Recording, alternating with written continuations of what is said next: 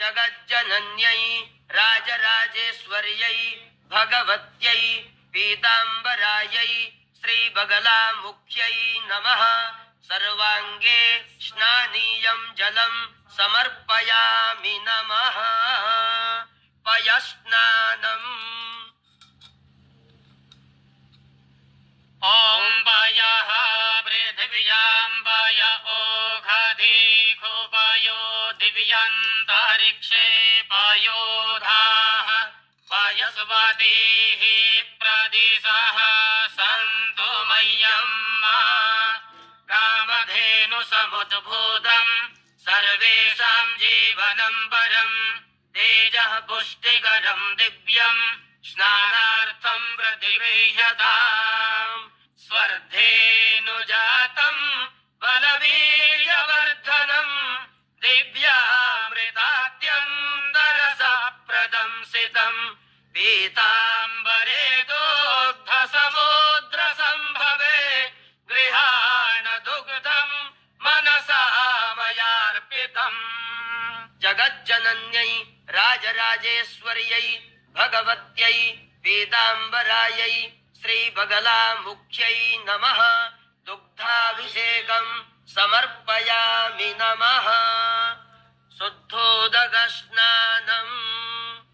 ॐ शुद्धवानः सर्वशुद्धवानो मणिवालस्त आश्विनाः श्वेतः श्वेताक्षो ऋणस्ते रुद्राय पशुपतये कर्णाय मा अवलिप्ता रौद्रा नभोरूपाः पार्जन्याः।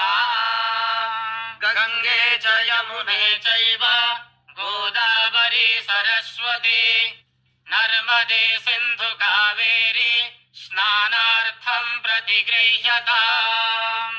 जगज्जनन्यै राजराजेश्वर्यै भगवत्यै पीताम्बरायै श्रीबगलामुख्यै नमः। शुद्धोदकस्नानं समर्पयामि नमः। दधिस्नानम्। ॐ दधिरावणो अघारिघं जिष्णो रस्वस्य वाजिनः सुरभिनो मुखाकारक प्राण आयुक्तुं हितारिखता क्षीरोद्भवं स्वादु सुधामयं च श्रीचन्द्रकान्ति सदृशं सुशोभनम् पीताम्बरे शुम्भनि शुम्भनाशिनी स्नानार्थमङ्गी कुरुतेऽर्पितं दधि। लाइफ में जगज्जनन्यै राजराजेश्वर्यै भगवत्यै पीताम्बरायै श्रीबगलामुख्यै नमः। दध्याभिषेकं समर्पयामि नमः। शुद्धोदकस्नानम्। ॐ ताराणिर्विश्वाधारे साधो ज्योतिष्कृदासे सूर्य विश्वमाभासिरोचनम्। गंगे च यमुने चैव गोदावरी सरस्वती नर्मदे सिन्धु कावेरी स्नानार्थं प्रतिगृह्यताम्। जगज्जनन्यै राजराजेश्वर्यै भगवत्यै पीताम्बरायै श्रीबगलामुख्यै नमः। शुद्धोदकस्नानं समर्पयामि नमः। घृतस्नानम्। ॐ घृतं मिमिक्षे घृतमस्य यो निर्घृते श्रितो घृतं वस्य धाम अनुह्वदमावहमादयस्व स्वाहा। घृतं वृषभभक्षि हव्यम् नवनीतसमुत्पन्नम् सर्वसन्तोषकारकम् घृतं तुभ्यं प्रदास्यामि स्नानार्थं प्रतिगृह्यताम् श्रीक्षीरजोद्भूतमिदं मनोज्ञम् प्रदीप्तबह्नि द्युतिपावितं च पीताम्बरे दैत्यविनाशदक्षे हेयङ्गवीनं परिगृह्यताञ्च जगज्जनन्यै राजराजेश्वर्यै भगवत्यै पीताम्बरायै श्रीबगलामुख्यै नमः घृताभिषेकं समर्पयामि नमः शुद्धोदकस्नानम् ॐ सन्नो देवीरभिष्टाय आपो भवन्तु पीताये संयोरभिस्रवन्तु नः तोयेनाचमनं विधेहि शुचिना गाङ्गेन मत्या कल्पितम् साष्टाङ्गं प्रणिपातमम्बकमले दृष्ट्या कृतार्थी कुरु जगज्जनन्यै राजराजेश्वर्यै भगवत्यै पीताम्बरायै श्रीबगलामुख्यै नमः शुद्धोदकस्नानं समर्पयामि नमः मधुस्नानम् ॐ मधुपातारिताय ते मधुक्षरन्ति सिन्धवः माध्वीर्नः सन्त्वोषधीः मधुनक्तमुदोषसो मधुमदपार्थिवग्गुं राजः मधुद्यौरस्तु नः पिता मधुमन्नो वनस्पतिर्मधुमाम् अस्तु सूर्यः माध्वीर्गावो भवन्तु नः पुष्परेणु समुद्भूतम् सुस्वादु मधुरं मधु तेजः पुष्टिकरं दिव्यम् स्नानार्थं प्रतिगृह्यताम् माधुर्यमिश्रम् मधुमाक्षिकागणैर्वृक्षालिरम्ये मधुकानने चित्तम् पीताम्बरे शङ्करप्राणवल्लभे स्नानार्थमङ्गी कुरुतेऽर्पितं मधु जगज्जनन्यै राजराजेश्वर्यै भगवत्यै पीताम्बरायै श्रीबगलामुख्यै नमः मध्वाभिषेकं समर्पयामि नमः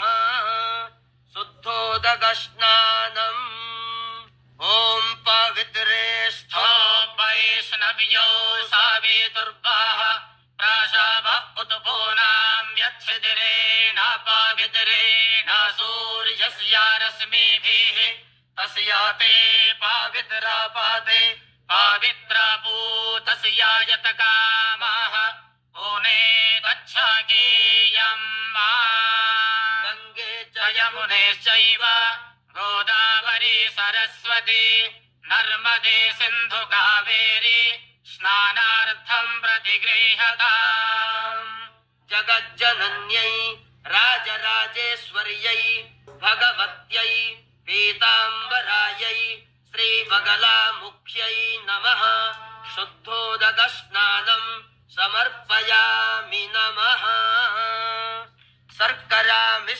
शर्करामिश्रितजलाभिषेकम् Here's a look at my week on Facebook Gaming. Monday morning, I play puzzle games. On Tuesday, एकम् ॐ अपागुं रसमुद्वाय सद्गुं सूर्ये सन्तग्गुं समाहितम् अपागुं रसस्य यो रसस्तम्भो गृह्णाम्युत्तममुपायामगृहीतो सीन्द्राय वाजुष्टं गृह्णाम्ये खादे यो निरिन्द्राय वाजुष्टदमम् इक्षुसारसमुद्भूतम् शर्करा पुष्टिदा शुभा मलापहारिका दिव्या स्नानार्थं प्रतिगृह्यताम्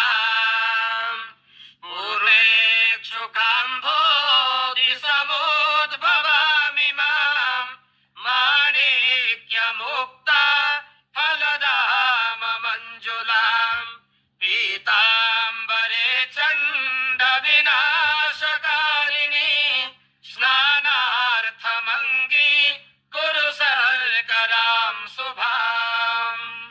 जगज्जनन्यै राजराजेश्वर्यै भगवत्यै पीताम्बरायै श्रीबगलामुख्यै नमः। शर्कराभिषेकं समर्पयामि नमः। शुद्धोदकस्नानम् ॐ सन्नो देवीरभिष्ठाय आपो भवन्तु पीताये संयोराभिस्रवन्तु नः। गङ्गे च यमुने चैव गोदावरी सरस्वती नर्मदे सिन्धु कावेरी स्नानार्थं प्रतिगृह्यताम्। जगज्जनन्यै राजराजेश्वर्यै भगवत्यै पीताम्बरायै श्रीबगलामुख्यै नमः। शुद्धोदकस्नानं समर्पयामि नमः। उद्वर्तनस्नानम् ॐ अग्गुं सुनाते अग्गुं सुः पृच्छ्यतां परुखा परुः गन्धस्ते सोममवतु मदाय रसो अच्युतः। माता कुङ्कुमपङ्कनिर्मितमिदं देहे तवोद्वर्तनम् भक्त्याहं कलयामि हेमरजसा सम्मिश्रितं केशरैः। केशानामलकैर्विशोध्य विशदान् कस्तूरिकोदञ्चितैः स्नानं तेन वरत्नकुम्भसहितैः सम्भासितोष्णोदकैः। जगज्जनन्यै राजराजेश्वर्यै भगवत्यै पीताम्बरायै श्रीबगलामुख्यै नमः। उद्वर्तनं समर्पयामि नमः। शुद्धोदकस्नानम् ॐ आपो हिष्ठामयो भुवस्तान ऊर्जे दधातनः महेरणाय चक्षसे। गङ्गे च यमुने चैव गोदावरी सरस्वती नर्मदे सिन्धु कावेरी स्नानार्थं प्रतिगृह्यताम्। वरुणश्रुधि हवामद्या च मृडाय त्वामवस्युराचके। जगज्जनन्यै राजराजेश्वर्यै भगवत्यै पीताम्बरायै श्रीबगलामुख्यै नमः। शुद्धोदकस्नानं समर्पयामि नमः।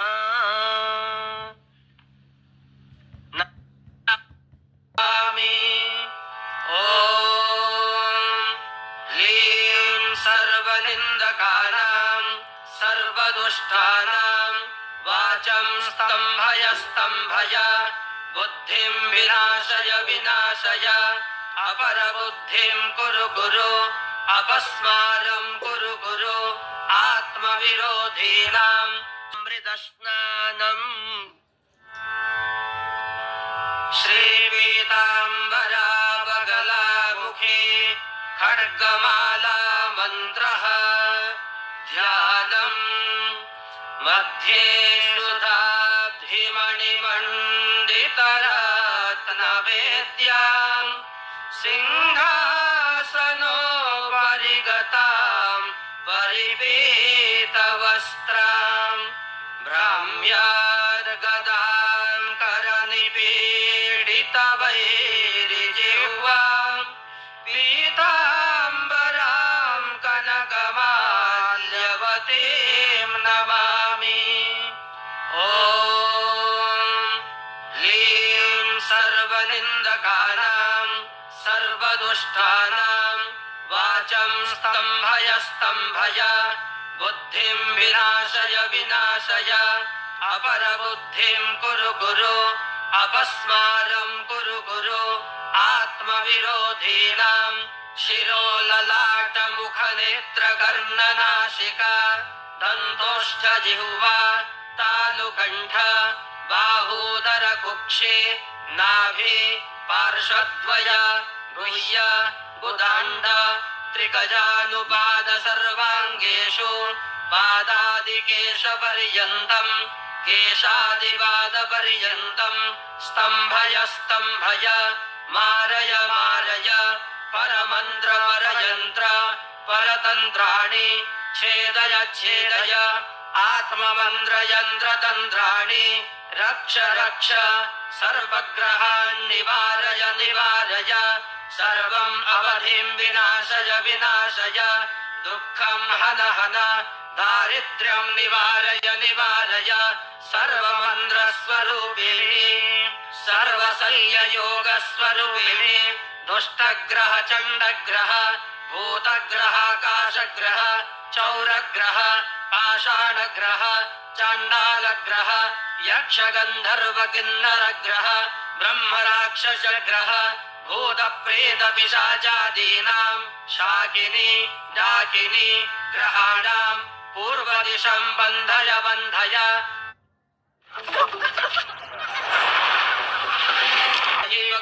मुखे माम् रक्ष रक्ष दक्षिणदिशम् बन्धय बन्धय किरातवाराहि माम् रक्ष रक्ष पश्चिमदिशम् बन्धय बन्धय स्वप्नवाराहि माम् रक्ष रक्ष उत्तरदिशम् बन्धय बन्धय धूम्रवाराहि माम् रक्ष रक्ष सर्वदिशो बन्धय बन्धय कुक्कुटवाराहि माम् रक्ष रक्ष अधरदिशम् बन्धय बन्धय परमेश्वरी माम् रक्ष रक्ष सर्वरोगान् विनाशय विनाशय सर्वशत्रुपलायनाय सर्वशत्रुकुलम् ह्रीं ह्रूं ग्लौं सकलभूमण्डलाधिपत्यप्रदानाय दां चिरञ्जीवने ह्रां ह्रीं ह्रूं क्लां क्लीं क्लूं सौं ॐ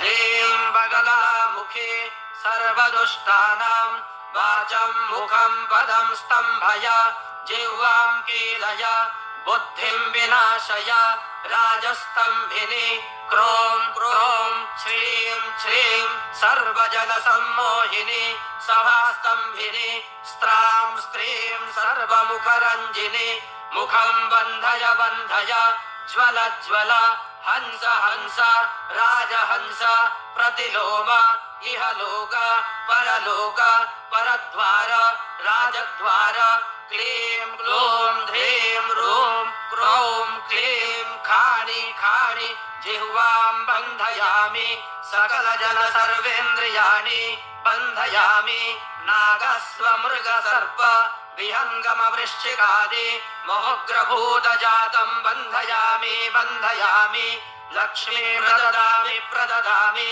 त्वम् इह आगच्छ आगच्छ अत्रैव निवासं कुरु कुरु ॐ ह्रीं बगले परमेश्वरी ॐ फट् स्वाहा मूलमन्त्रवता कुर्यात् विद्यां न दर्शयेत् क्वचित् विपत्तौ स्वप्नकाले च विद्यां स्तम्भिनीं दर्शयेत् गोपनीयं गोपनीयं गोपनीयं प्रयत्नतः प्रकाशरात् सिद्धिहानिः स्यार्वस्यं मरणं भवेत् दद्यात् शान्ताय शान्ताय कौलाचारपरायणः दुर्गा भक्ताय शैवाय मृत्युञ्जय रताय च तस्मै दद्यात् इमं खड्गं सशिवो नात्र संशयः श्रीपीताम्बरा बगलामुखे खड्गमाला मन्त्रः ध्यानम् मध्ये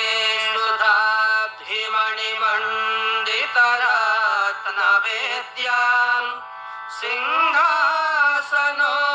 सिंहासनोपरिगतां परिपीतवस्त्रां भ्राम्यार्गदां करनिपीडितवैरिजिह्वां पीताम्बरां कनकमाल्यवतीं नमामि ॐ ह्रीं सर्वनिन्दकानां सर्वदुष्टानां वाचं स्तम्भय स्तम्भय बुद्धिं विनाशय विनाशय अपरबुद्धिं कुरु कुरु